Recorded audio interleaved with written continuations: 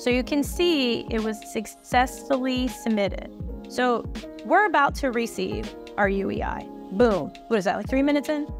This is amazing. You may receive an email in the next couple of days asking for proof of your address, because once you provide them all that information, your cage code will be issued and you will be able to bid as a prime contractor on all amazing federal government contracts. Step by step, how to get registered in Sam.gov. Let's get started. You will need to go to Sam.gov.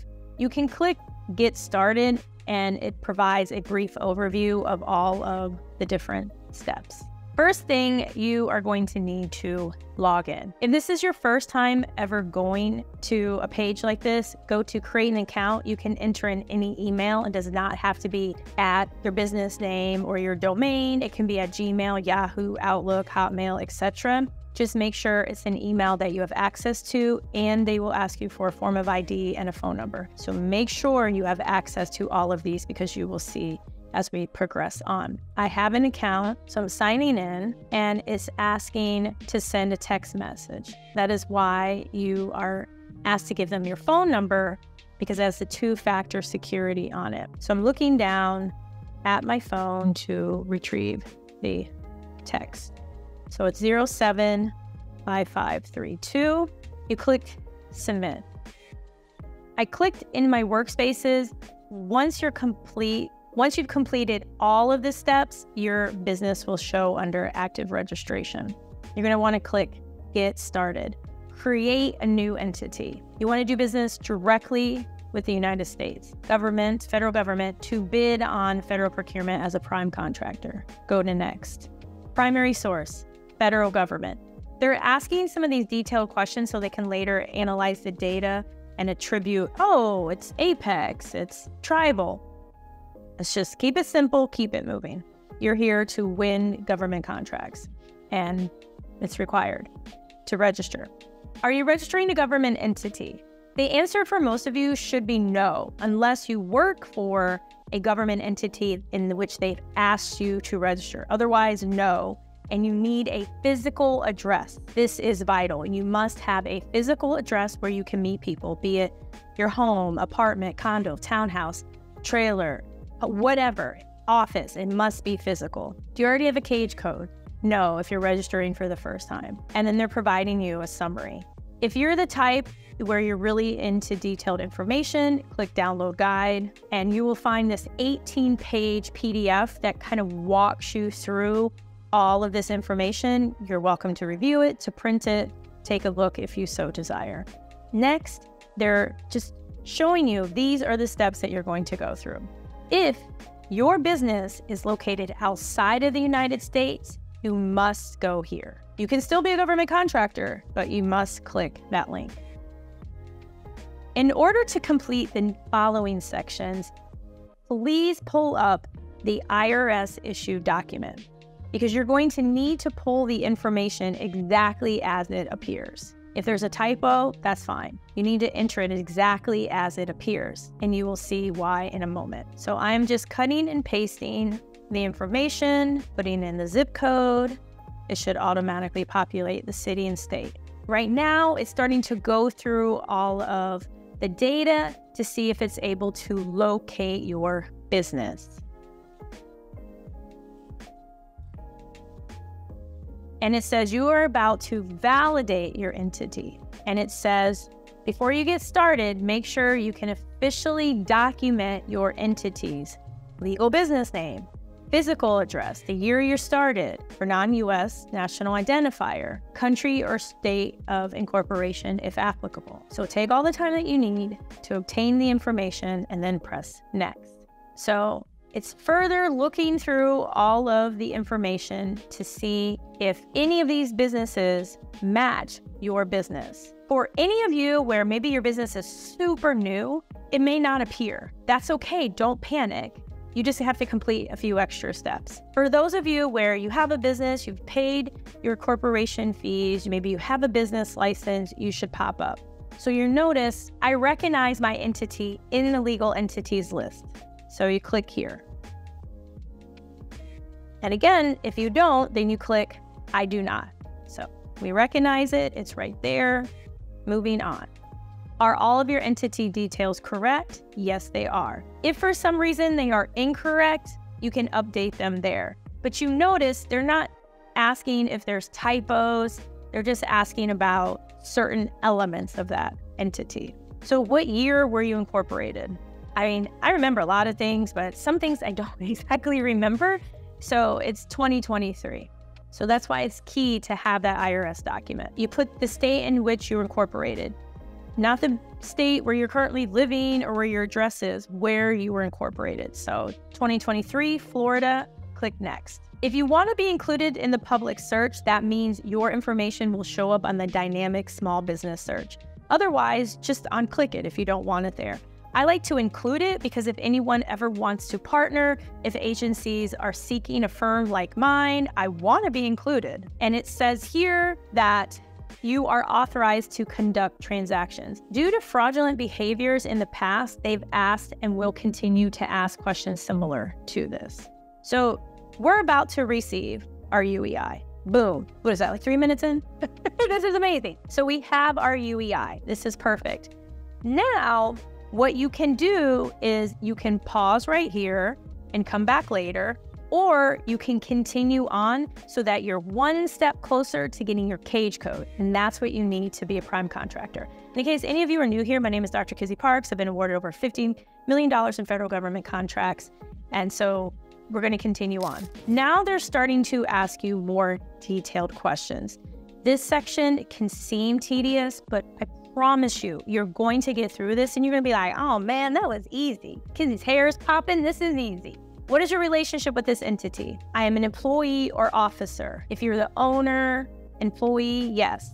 If it's a third party registering you, I am not. I'm a little cautious around third parties registering you because you're going to see that you're going to enter your banking information.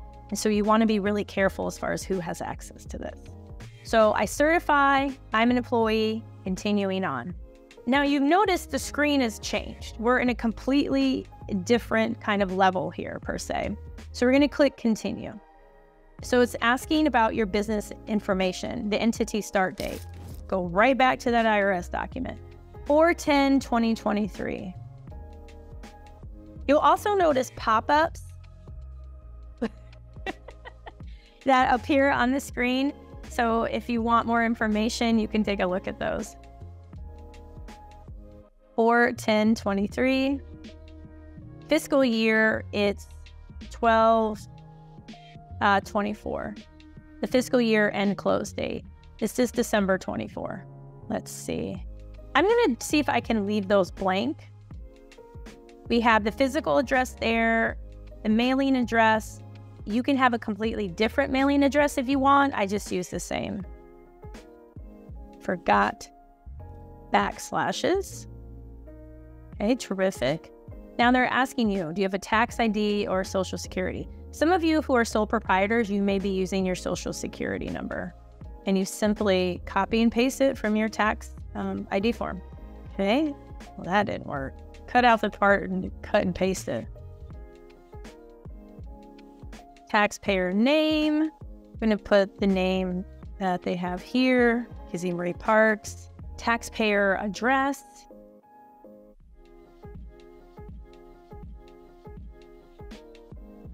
I'm just going to use the mailing address, most recent tax year, 2023. I sign my name here.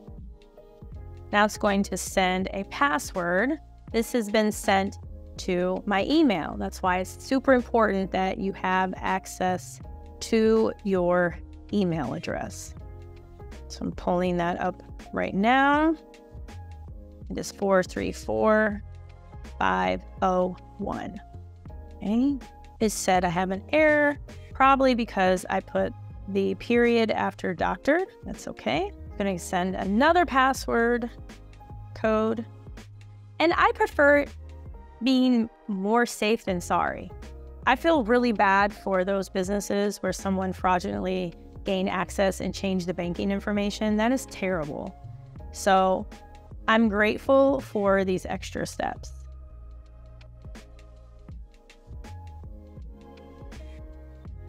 Well, Forgot the second period. Let's try this again.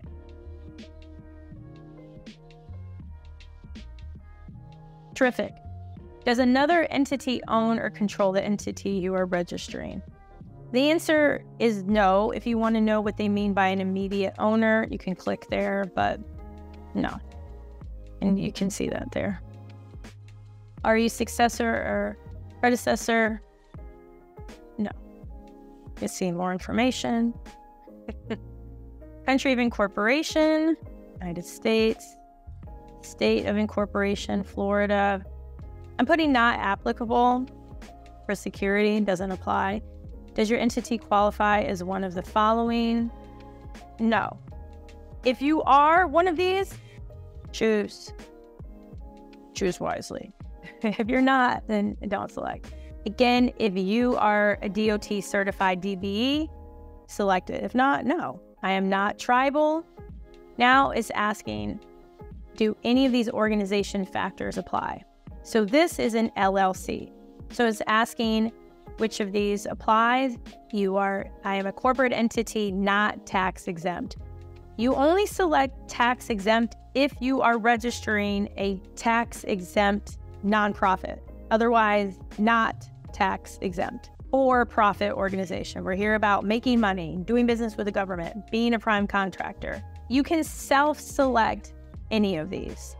I'm going to self-select woman-owned, and I'm going to self-select minority-owned, and then you pick the appropriate race. Please note, to qualify for woman-owned small business set-asides or to qualify for economically disadvantaged woman-owned small business set-asides, you must be certified by the SBA. So while it's great that you can self-select, just know that you still have to go through the formal process that's initiated through the SBA. Do you accept credit cards? Always select yes. You always want to be able to take credit cards. It's easy. You can do it through QuickBooks, different ways. So now you're going to enter in your business checking information. So you're going to put your account number and your routing number. If by chance you do not have a business bank account associated with this business, you can put your personal. Once you are issued your cage code, just simply go back and change it, because the monies that you receive as a prime contractor will go into the bank account that you have listed here. So enter your phone number. And you'll notice the only required item is your phone number. I just list the business information again. You can also add additional bank accounts if you desire. Now it's asking you, in your business or organization preceding completed fiscal year, did your business or organization receive both of the following: 80% or more of your annual revenue, gross revenue, in contracts, subcontracts, loans, 25 million or more from contracts, loans? I'm putting no.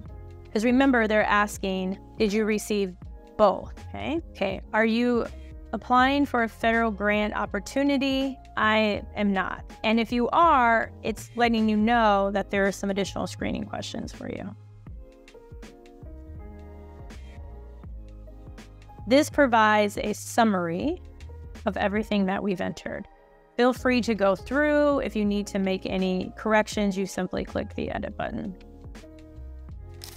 This is an area where many people freak out. Like, what is a NAICS code? What do I need to do? Don't worry, we have you covered. So you're gonna go to a website like this and you enter in one of your areas or something that you're interested in selling.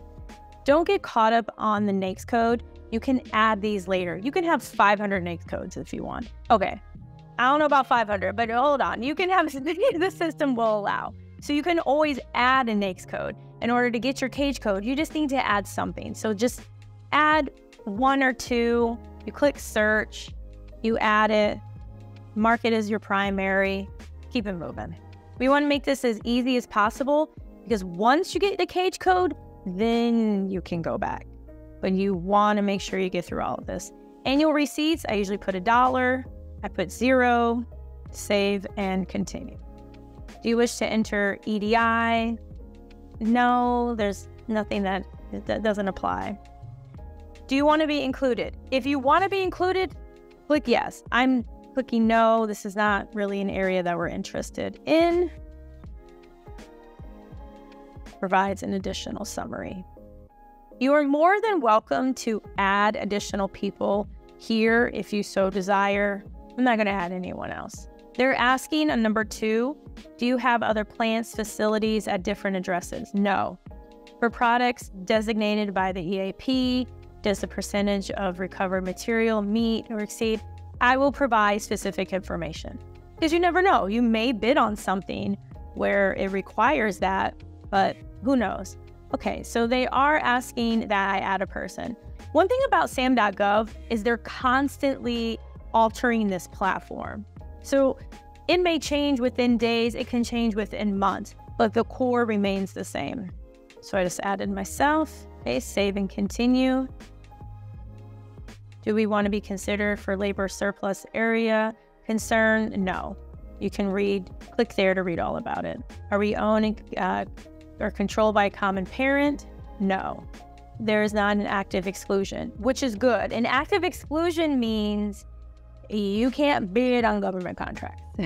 So you never want this to say yes unless you knew it was going to say yes. So they're asking you, are any of the principals currently debarred, suspended? Because you know how people are. Sometimes they start a new company. You know what I mean? So the answer is no. In the past 3 years, have you been convicted or had a civil judgment? No. Delinquent federal taxes, which liability remains unsatisfied. So for those of you where you are on a payment plan, no, because you're not delinquent. If you are delinquent, then you need to answer accordingly. Number 9, any of its principals currently or presently indicted for criminal, civilly, government entity? No. Has, within the past 3 years, the company been terminated for cause?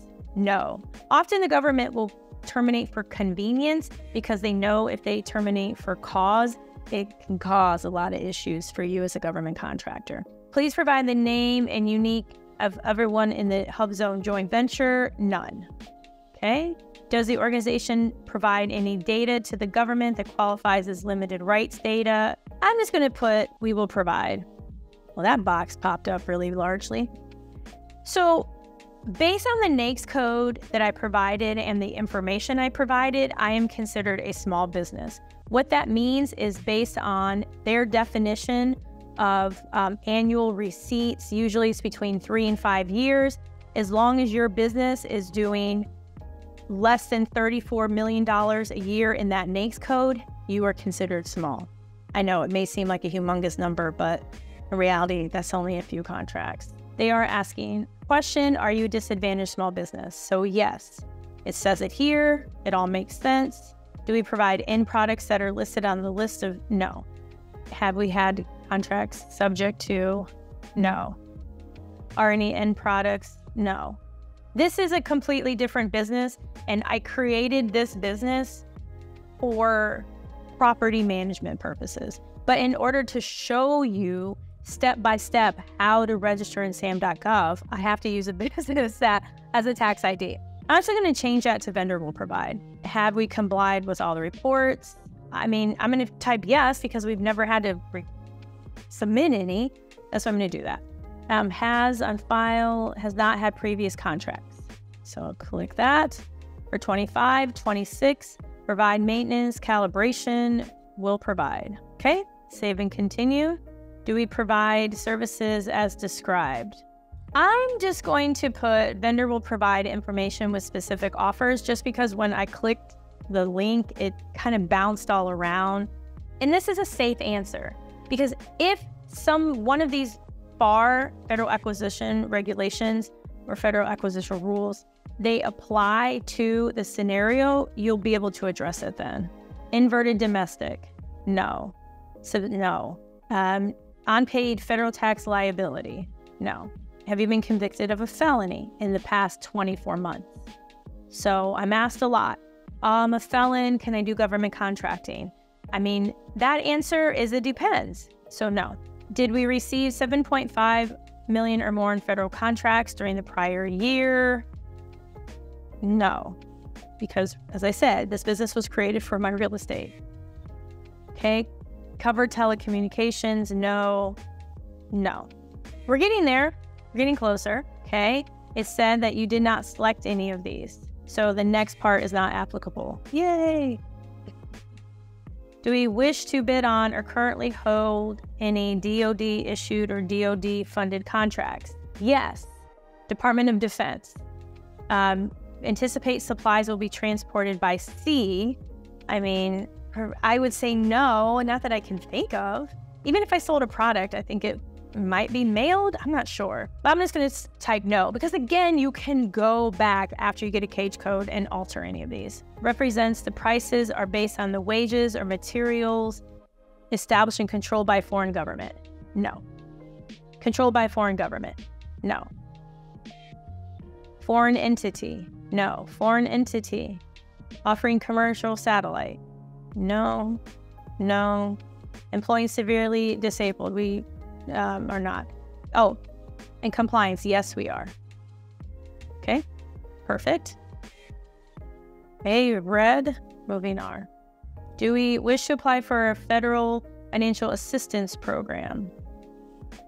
I mean, if you so desire, click yes. I'm clicking no. Now, they're asking for people who are actual employees of the organization. I'm just going to list myself for these. If you have a team member that you want to list, you are more than welcome to put them there. You can see that I can copy this over. This particular one, they also want the address. Copy that over, save and continue. I am a huge fan of the dynamic small business search. It's beautiful. You now must fill in the information in a completely different screen. What's great about the dynamic small business search is you not only are able to highlight all this information about yourself, your company information, you provide like a mini capability. I believe you can even attach a capability, but you also can research companies who have elected to be found in the public registry. So it's a beautiful resource to use. So we're moving on. We have the summary screen. I'm going to click submit. Send password. Going back to my amazing phone to pull the code. So you can see it was successfully submitted. So we have a UEI. That's amazing. Now, what is going to happen is the cage department, they're going to check all of your information and verify that you have a physical address. So you may receive an email in the next couple of days asking for proof of your address. They may ask questions about your company. Don't freak out, but be responsive. You must respond to that email in 3 business days. And there typically is a phone number at the bottom of that email, so don't hesitate to call them, because once you provide them all that information, your cage code will be issued and you will be able to bid as a prime contractor on all amazing federal government contracts. So glad that you're here. Please hit that notification button. Please hit the like button. Check out my book, winnerswaybook.com. If you haven't already, winnerswaybook.com. You get some amazing free bonuses by ordering it at winnerswaybook.com. And until next time, everything is possible. Take care, everyone.